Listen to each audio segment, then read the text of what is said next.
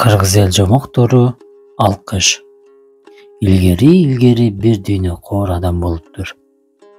Мал мүлкүмө зыян келтирет, тамак ашымды ичип кетет деп элден бөлүнүп, бир ээн коктуга бөлүнүп барып жалгыз жашайт. Ал коктунун төрүнө жайланып, чакасын кыштап, малын багып жүрө берет. Күн сайын ченеп тамак жасап, малынын туягын көбөйтүү менен алек болот. Ошентип жүрүп карыйт. Кемпири да алдан күчтөн кете баштайт. Бир күнү алардыкына чочун жолоочу келет.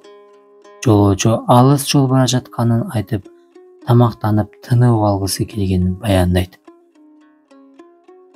Дүйнөкөр Абышка кемпир адатынча: "Биз сени кондура албайбыз. Араң жан сактап жаткан бизди коюп, ылайыктуу жериңди таап конбойсуңбу?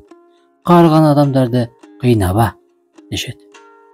Алар бул жолоочу эмес эле мал уурдап жүргөн небеби деп ойлошуп, тамакта бербей коюшат. Бирок жолоочу да көгөрүп, керели кечке кезирип отура берет.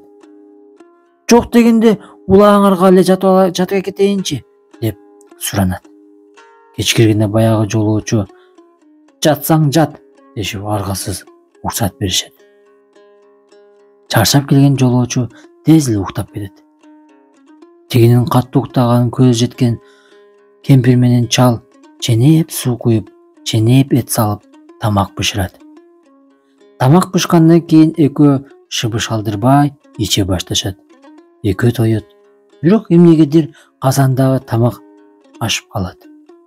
Мындай кызыкка түшүнбөй, Абышкасы кемпирин тамакты көп салыпсың деп жемелейт. "Тиги жолоочуга берейин деген экенсиң го" дейт Абышка. "Жок, күндөгүдөй эле ченеп жасадым эле. Андан көрө сен мага көрсөтпөй кошуп койсоң керек" дейт кемпири. Ошол кезде уктап жаткан жолоочу ойгонуп кетет. Сураштырып иштин жайын түшүнгөн соң: "Бул менин ырыскыма буйруган тамак тура. Коноктун ырыскысы өзү менен деген ушул. Мага бербейин дегениңер менен буйруган тамакка айла жок" деп тамактын калганын ичип жатып алат. Абышка кемпир ошондон кийин элден бекер эле бөлүнүп, жалаң мал деп жүрүппүз. Келген конок өз ырыскысы менен келет турбайбы? Андан көрө кайра эл арасына баралы деп 9 жолдун томогуна келип конушат. Жолдон өткөн арып ачкандарга колдо бар тамактарын берип, элдин алкышын алышат.